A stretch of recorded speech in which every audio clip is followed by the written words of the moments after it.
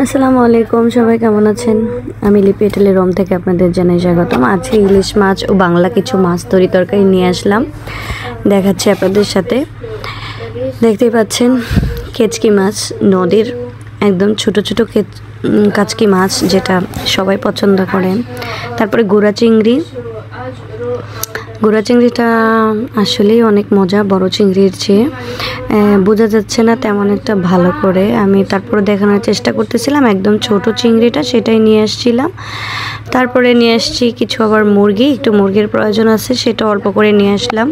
ফ্রিজে গরুর মাংস অনেক, যার কারণে ফ্রিজে জায়গা কম, মাছ মাংস ভরা, তাই ছোট ছোট আকারের জিনিসপত্র আনলাম। আর সাময়িক রান্না করার জন্য চিকেনটা আনলাম, সাথে মাছের সাথে মিলিয়ে অনেক সবজিও এনেছি। দেখতেই পাচ্ছেন চিংড়ি দিয়ে, গোড়া চিংড়ি দিয়ে পুঁই শাকটা কিন্তু বেশ মজা, সেজন্য কিছু পুঁই শাকও নিয়ে আসছি।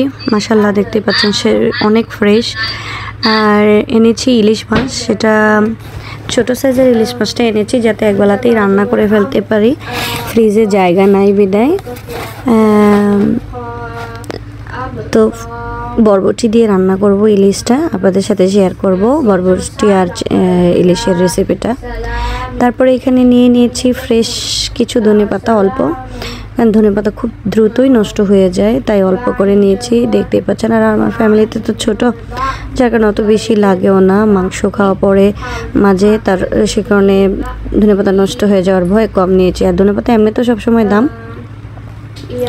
তারপরে নিয়েছি ফ্রেশ করলা, এটা আমার হাজব্যান্ডের অনেক পছন্দ।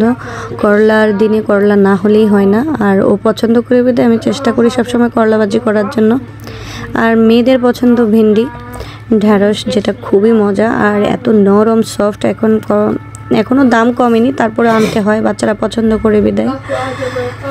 তারপরে এখানে নিয়েছি বাংলাদেশি রূপালি আম, দেখতেই পাচ্ছেন মাশাআল্লাহ, রূপালি আম পেয়ে আমি অনেক খুশি। বাংলাদেশে অনেক মজার আম খেতে পারেন আপনারা, আমরা কিন্তু খেতে পারি না, কিন্তু অনেক প্রচুর দাম, 8 টাকা কিলো, অনেক গায়ে লাগে 8 টাকা কেজি আম আনতে।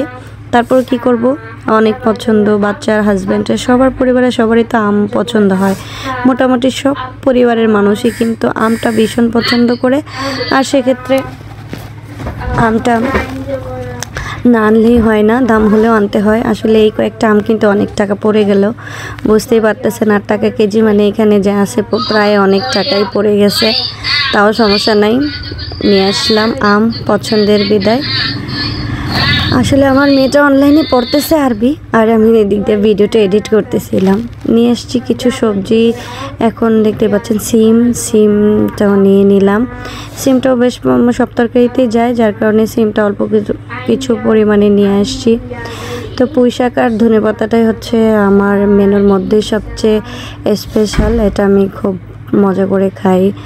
আর চিংড়ি মাছ দিয়ে হলে তো কোনো কথাই নাই, অনেক নরম, দেখতে পাচ্ছেন, ধরলে একদম মিশে যায় সবজিগুলি।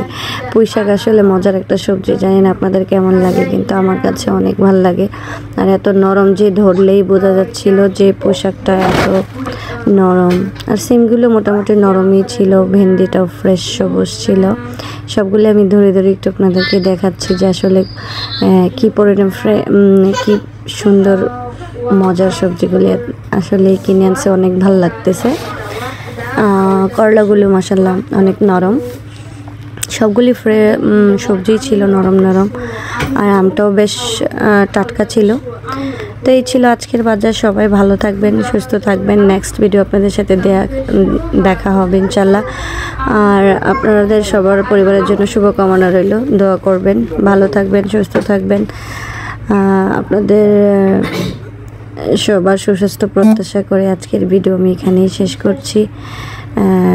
যদি আমার ভিডিওটা ভালো লাগে অবশ্যই শেয়ার করবেন।